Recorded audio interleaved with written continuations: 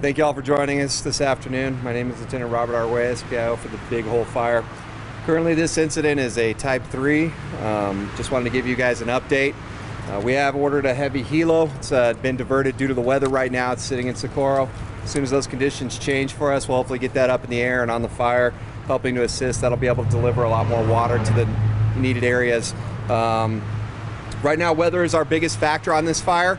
And I just want to go ahead and take a second to point out most of our activity right here is in our northeast area of this fire, with winds pushing it out of the south and southwest, kind of pushing it up in that direction.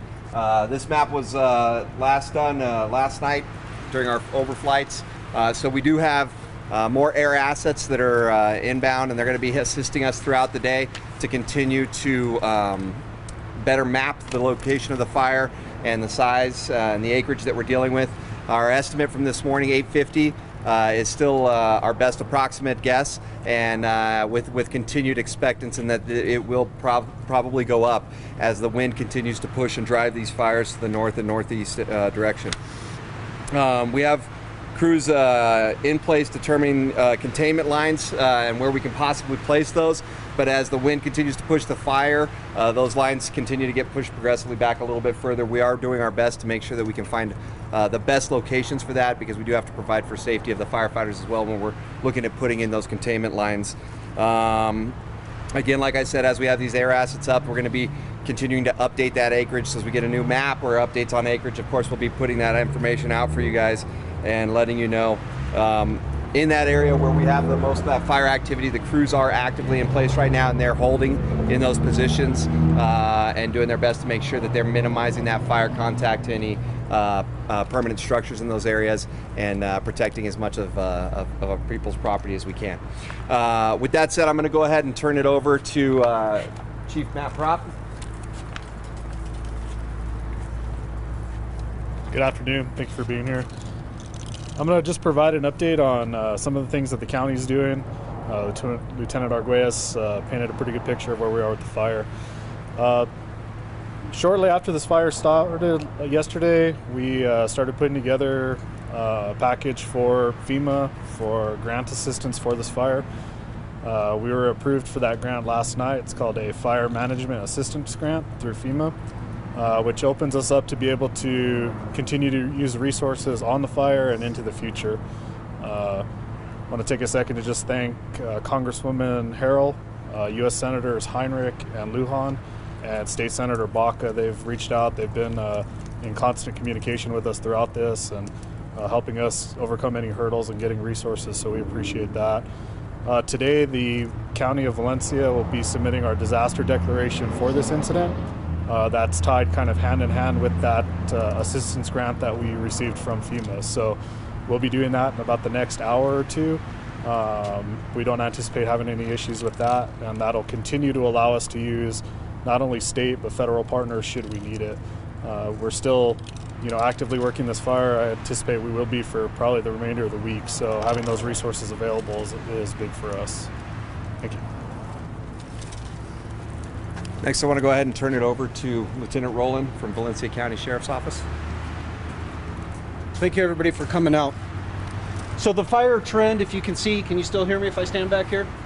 The fire trend seems to be predominantly focused on the Bosque area.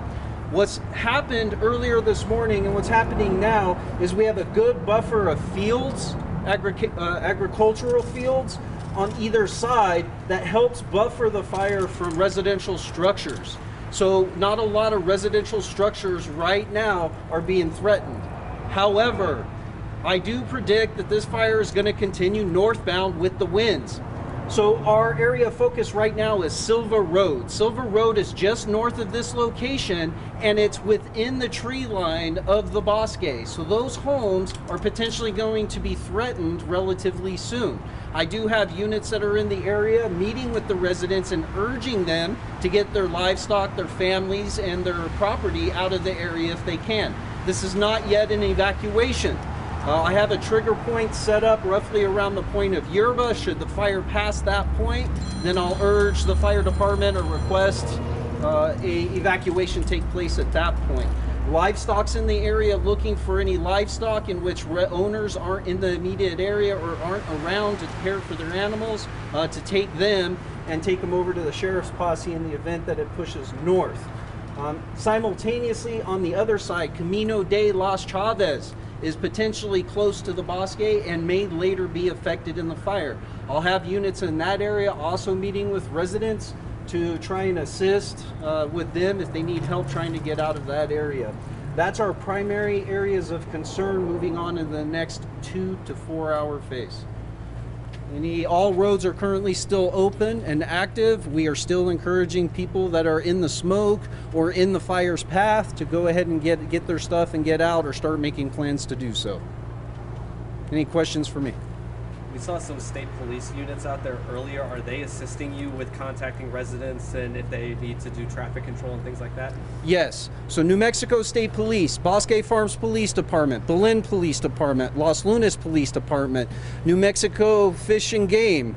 I have the Forestry Service Rangers here. I have livestock. All law enforcement is being channeled through our incident command post here. I'm the spokesperson for law enforcement response. I'm working very closely with the fire incident command system, but it is a culmination of the multi-agency response. New Mexico State Police does have additional resources I have in reserve, as well as local ones. So even though you see me standing up here, there is a lot, and we're all working together. I've developed 2 teams that are on standby for evacuation purposes.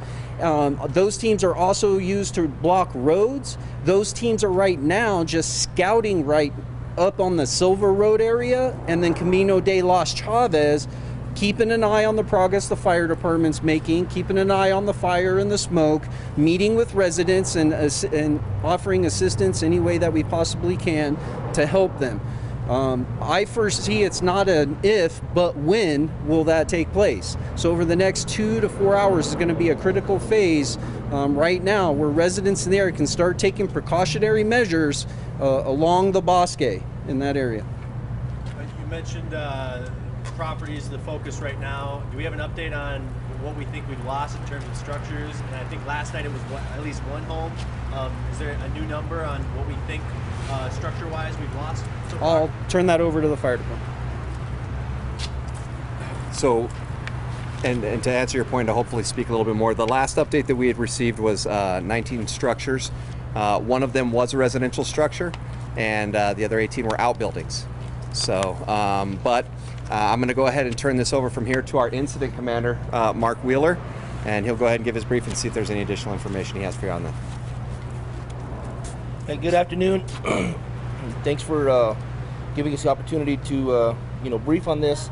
As stated earlier, we had that heavy helicopter. We call it a Type 1 helicopter, and unfortunately, due to the weather, the winds, it had to divert. We're hopefully that maybe some of that wind will ease up and we can get that helicopter here. We are starting to fill in with some of our resources that we ordered. Matter of fact, we did get a resource that's going to be some heavy horsepower for us. That's a 20-person hotshot crew from Phoenix, Arizona, and they'll be here by 5 o'clock this afternoon, and we're going to put them to work right away. And that's some heavy horsepower that we can utilize to help construct fire lines and do some burnouts and whatever we need to try to control this fire. Right now, we're in a status right now where we're relying on the weather to tell us what our action's going to be. We've got every firefighter on the ground. They're fighting fire safely.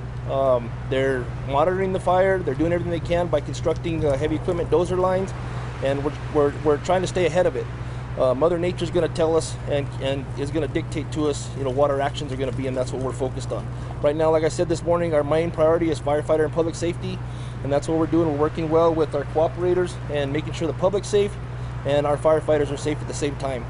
We anticipate some growth off of this just because of the winds. Anytime you get winds of this magnitude, that always hampers our efforts, and so we kind of expect some growth, but again, we're doing everything we possibly can to stop this fire from spreading, and it's just a matter of getting resources here, and we're working on that. Was there an injury to a firefighter, or how are people doing as far as injuries and working in these conditions? So firefighters are doing extremely well. There was one minor, I want to say minor injury to a hand. It was a burn injury. That firefighter was treated locally by local EMS and then self-transported himself to urgent care. and he's doing very well last time I talked to him. Other than that, firefighters are staying hydrated, they're staying in communication with their supervisors, and they're working well, and to date, we have not had any other injuries. Can you characterize how hard they're working and how difficult it is to be out in conditions like we're seeing now? They are working diligently, and you know, it's even with this wind, it's hot. They're staying hydrated. These guys are putting in 16-hour days plus. With last night, you know, we hit it pretty heavy. We had guys that probably worked more than 16 hours, and they're out there and they're coming back. They're extremely dirty. They're extremely tired. We're trying to take care of them best we can, getting them some good places to sleep, getting them some good food to eat, and so we're doing everything we can. And those guys they're giving their heart out to this community. Earlier we saw that there was a chopper that was dropping buckets while they could. How much of a difference did that, at least that time period where you guys were able to have those units in the air, help overall with the fire? You know, every time we can get some relief from the air, that always helps us out. That helicopter was doing as best he could to drop us some water. Unfortunately, that helicopter is limited to the amount of water that he can drop, and so with the amount of fire that we have on the ground, that little bit of water is not doing much. If we can get that heavy helicopter, that's going to deliver a lot more water at one point in time, and that's going to help us out extremely quick.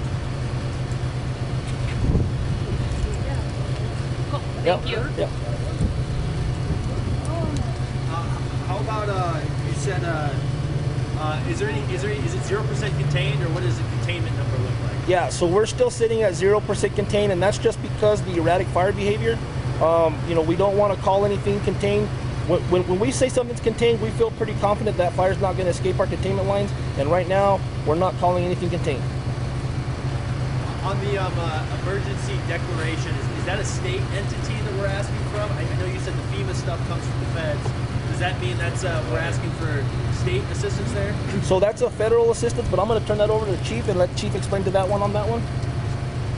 So the first grant that we requested was a federal grant. That was the one last night. We referred to that as an FMAG. That's a Fire Management Assistance Grant.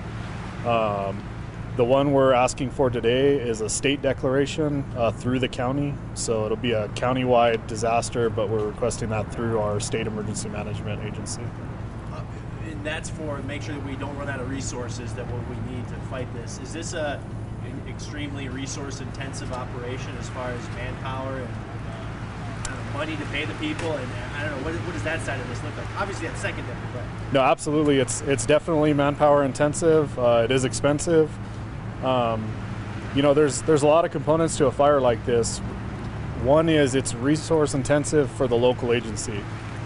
We've got a good majority of our local resources on this event, which means we're restricted in our calls for service within the community. So that's how these fires work when they're ideal, is the state and federal partners come in, they're able to relieve us as local agencies to get back to our calls for service. But it also opens up that avenue for bringing in resources nationwide, as well as opening up financial, help for the local agencies. Do we know how much funding we're getting from FEMA and how much you can expect from the state? So typically they don't give us a number up front. It's we'll submit everything to them as we continue through. We actually have a whole finance section under our command system, so they'll be tracking everything. But they don't typically say like, hey, you've got this amount. It'll be more of this is a reimbursement at the end. On the financial side, the good thing initially for us is opening up those resource avenues. Like the incident commander was saying, we have a team coming in from Phoenix, which wouldn't be available to us without, having these partnerships. So.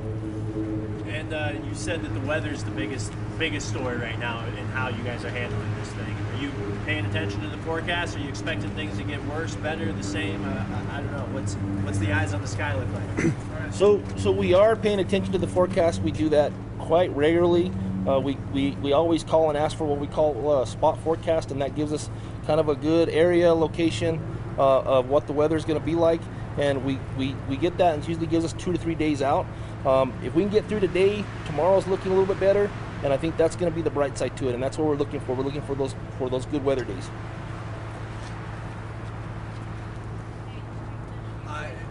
Any other update later this afternoon that we should expect as far as acreage and the nuts and bolts, or anything we should expect before we get to news time around 5, 6 o'clock? We'll do our best to make sure that we're getting the information put out as much as possible. Again, one of the things that we're going to be wanting to take a look at as we continue to monitor the progress of this is as that fire grows with the winds, we're going to want to try to get an idea as to where it's growing to, right? We have an idea of the general direction, but when we're talking about size or getting an update on that kind of information, the best way for us to be able to do that is to be able to do fire mapping from above. So with the winds also playing into the factor, sometimes it makes it difficult for us to get our air assets up to get us a really, really good, accurate measurement on that. But as we continue to see any updates in that, we will make sure that we let you guys know and get that information out to you as in a timely manner as we can, as well as any additional information on additional assets that end up getting assigned to the fire and our progress as we make our way through that. And then last one for me, you said the heavy helo. Is that different than what we saw with the BCSO water drops? Is that a different type of equipment that's going to help significantly? Yeah, absolutely. So what I'm calling the heavy helicopter, this one I think is going to be a Chinook helicopter, and its lifting capacity is extremely more. So where that light helicopter from Bernalillo County could probably lift about 200 gallons of water, this one can probably lift about 2,500 gallons of water. And in one drop. So you're talking about a huge difference in amount of water dropping on the fire. When the wind cooperates. When the wind cooperates, exactly. I have one last question. This morning we were talking about places where people can go when when they have to evacuate. Do we have an update on where people can go if they don't have a place to go, like a shelter? Certainly. So right now we still have the Berlin Recreational Center that is available for residents. We still have the Rio Community City Hall that's opened up for anybody that's in this local area. We've had multiple churches and additional resources offer their facilities to us at this time.